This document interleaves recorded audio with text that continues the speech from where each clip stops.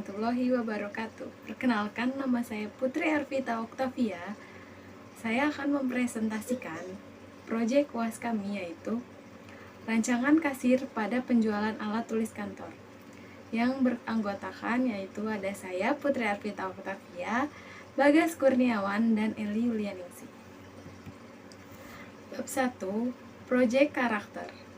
Proyek karakter, judul proyek berbasis web, yaitu rancangan kasir pada penjualan alat tulis kantor. Tanggal mulai proyek yaitu 16 Maret 2021, tanggal akhir proyek 30 Maret 2021, informasi anggaran yang 0, manajer proyek Putri Arvita Oktavia, tujuan proyek, pengembangan sistem kasir penjualan alat tulis kantor berbasis web. Proyek ini, sistem penjualan alat tulis kantor berbasis web ini adalah untuk mengembangkan sistem informasi yang mulai berkembang. Fungsi sistem informasi yang akan dibuat satu, memberikan kemudahan bagi karyawan yang ingin melakukan transaksi penjualan. Yang kedua, mempercepat proses transaksi sehingga pembeli tidak perlu mengantri.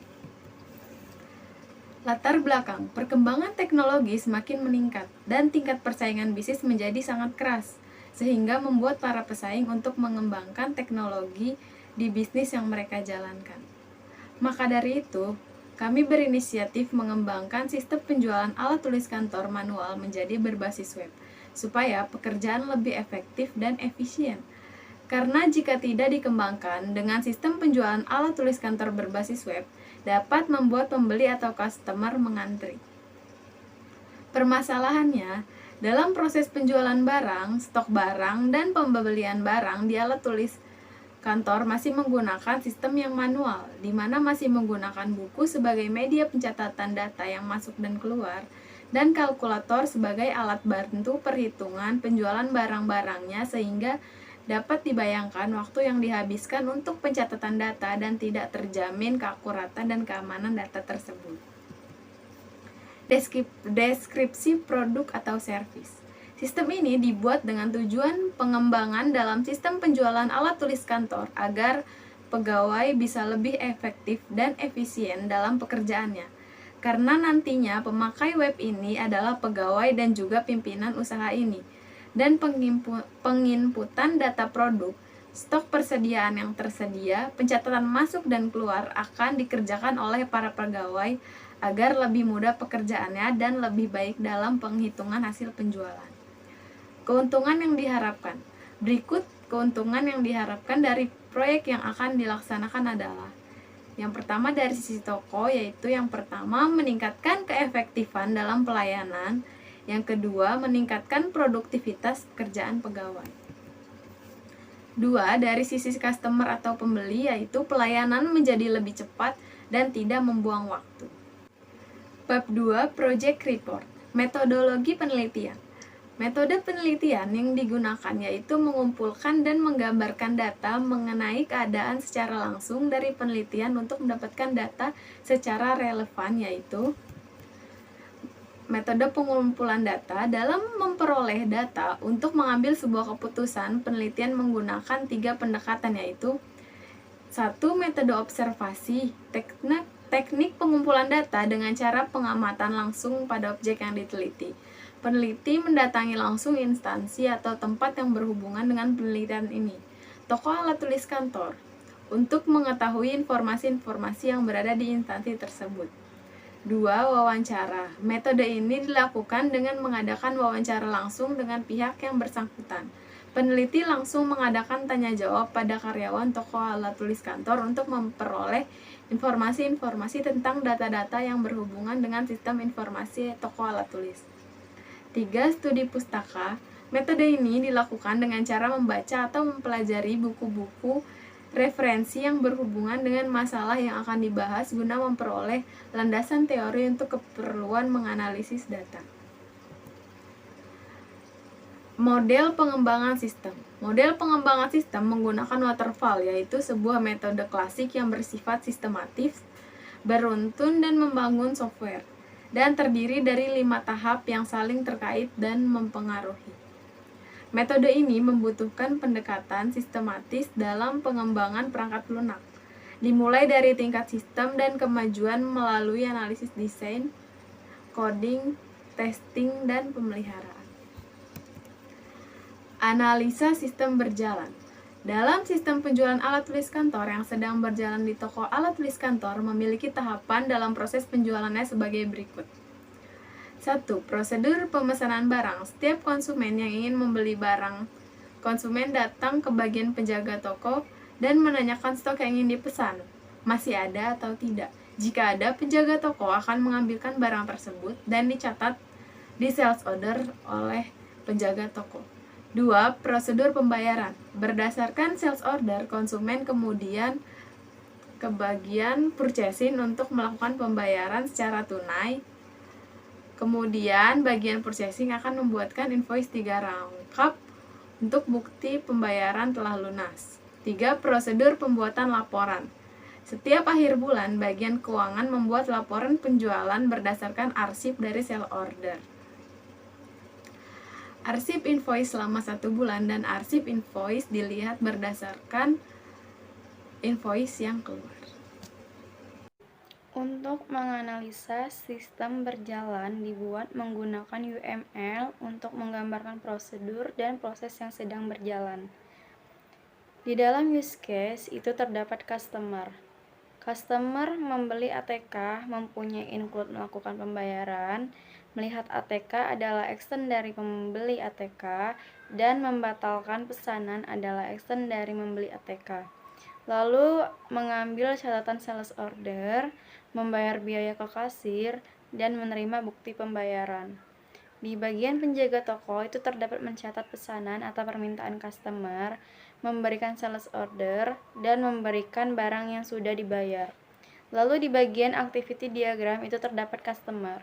Customer mendatangi toko lalu memesan barang, lalu kita ke penjaga toko untuk mengecek barang yang dipesan dan mengambil barang dan mencatat sales order. Lalu kita ke customer lagi untuk mendapatkan barang dari kode pembayaran, dan terakhir kita ke kasir untuk melakukan pembayaran dan membuat laporan penjualan berdasarkan arsip sales order. Di bagian analisis kebutuhan itu terdapat analisis kebutuhan sistem, yaitu untuk mendukung sistem yang akan kita gunakan ada beberapa perangkat lunak software dan perangkat keras hardware yang dibutuhkan. Berikut penjelasannya. Di bagian A itu terdapat spesifikasi software. Sistem operasi menggunakan Windows XP, paket programnya kita menggunakan Star UML, text editornya menggunakan Visual Studio Code, web servernya kita menggunakan XAMPP, database-nya kita menggunakan PHPMyAdmin. Di bagian B terdapat spesifikasi hardware. Sistem operasinya kita menggunakan Windows 10, prosesornya menggunakan Intel 2 Core, memorinya terdapat 4 GB, harddisknya 500 GB, monitornya menggunakan 14 LED display, dan keyboardnya kita menggunakan 102 keys. Di bagian analisa kebutuhan pengguna, dalam sistem ini nanti kita akan menggunakan beberapa pengguna, yaitu 1. Penjaga toko atau karyawan untuk berpegang penuh pada sistem ini karena akan melakukan transaksi menggunakan aplikasi ini dan juga mengontrol stok yang ada pada toko. 2. Pemimpin toko untuk melihat laporan keuangan toko.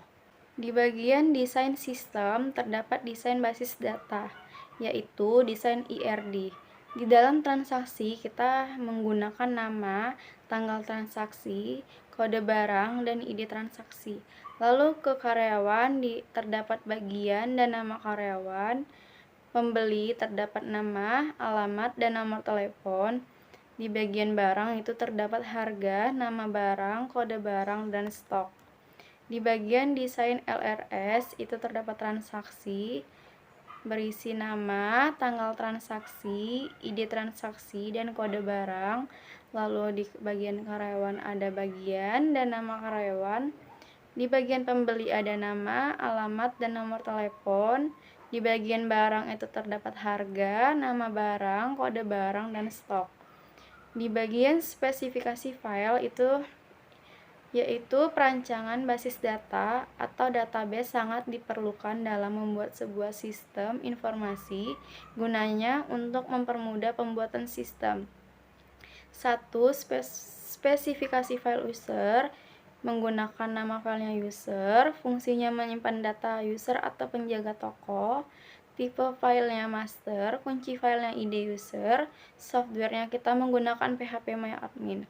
Di bagian nomor 1 itu ID user, elemen datanya ID user, nama filenya ID user, tipenya INT, size-nya 11, keterangan primary key.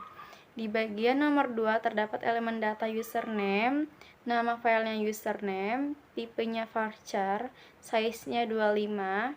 Di bagian nomor 3 itu terdapat elemen password, nama filenya password, tipenya varchar, size-nya 25. Di bagian nomor 4, di bagian elemen data ada tanggal lahir, nama filenya tanggal lahir, tipenya date. Di bagian nomor 5 terdapat alamat di bagian elemen datanya. Di bagian nama filenya itu ada alamat, tipenya varchar, size-nya 50. Di bagian elemen data nomor 6 itu ada email, nama filenya email, tipenya varchar, size-nya 25. Di bagian elemen data nomor 7 terdapat nomor telepon, nama filenya nomor telepon, type-nya INT, size-nya 11. Di bagian nomor 2 terdapat spesifikasi file barang. Nama filenya barang, fungsinya mengetahui barang apa saja yang ada dan mengetahui stok barang. Kunci filenya ID barang, softwarenya PHP MyAdmin. Di bagian elemen data nomor 1 ada ID barang, nama filenya ID barang, type-nya INT, size-nya 11, keterangan primary. Di bagian elemen data nomor 2 ada nama barang, nama filenya nama barang, tipenya varchar, size-nya 20. Di bagian elemen data nomor 3 ada kode barang, nama filenya kode barang, type-nya varchar, size-nya 25. Di bagian elemen data nomor 4 ada stok, nama filenya stok, tipenya INT, dan size-nya 11. 3. Spesifikasi file transaksi. Nama filenya transaksi, fungsinya untuk mengetahui setiap transaksi yang terjadi. Kunci filenya transaksi, software PHP MyAdmin. Berikut ini adalah tampilan dari tabel transaksinya. Nomor 1 ada elemen data, nama pembeli, nama filenya nama, type-nya varchar, size-nya 50, keterangannya primary. Yang kedua ada elemen datanya tanggal transaksi, nama filenya tgl_transaksi, type-nya data, size-nya 0, keterangannya 0. Nomor 3 ada ID transaksi, nama filenya ID_transaksi, type-nya varchar, size-nya 25, keterangannya 0. Keempat ada kode bayar, nama filenya kode bayar_bayar, type-nya varchar, size-nya 25, keterangannya 0. 5 ada total bayar, nama filenya total_bayar, type-nya integer, size-nya 11, keterangannya 0. 6 ada bayar, nama filenya juga bayar, type-nya integer, size-nya 11, keterangannya 0. Yang ketujuh adalah kembalian, nama filenya kembalian, type-nya integer, size-nya 11, keterangannya 0. Berikut ini adalah tampilan dari loginnya. Di situ ada atribut username or email dan password.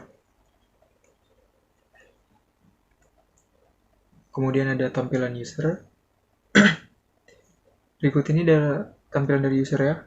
Di situ terdapat atribut nama lengkap, username, tanggal lahir, alamat email, dan nomor telepon. Dan juga ada beberapa aksi seperti view, edit, dan delete. Kemudian ada tampilan add barang. Tampilan ini untuk menambahkan barang baru atau menambahkan stok barang. Di situ terdapat atribut nama barang, kode barangnya, harga, dan stok barang yang mau dimasukkan. Kemudian ada tampilan barang atau stok. Tampilan ini untuk mengetahui stok barang yang ada yang sudah diinput.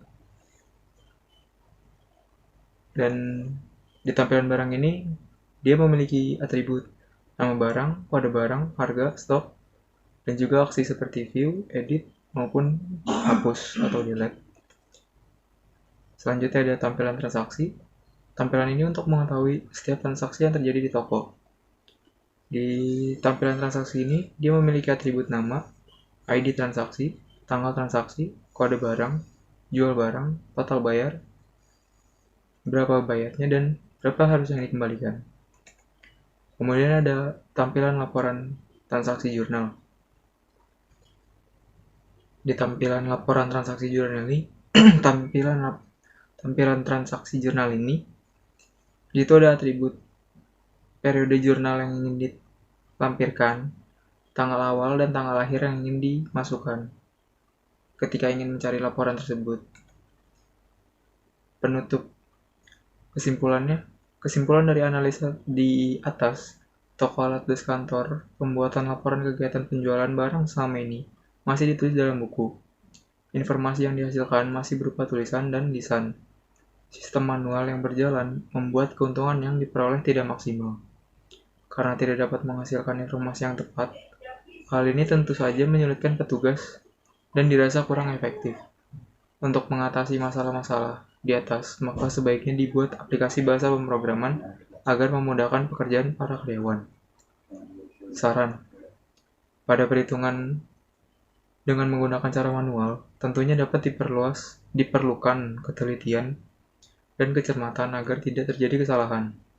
Untuk memperkecil kesalahan, kita bisa menggunakan aplikasi bahasa pemrograman sebagai cara untuk membandingkan hasil keakuratan secara antara analisa manual dengan analisa aplikasi bahasa pemrograman.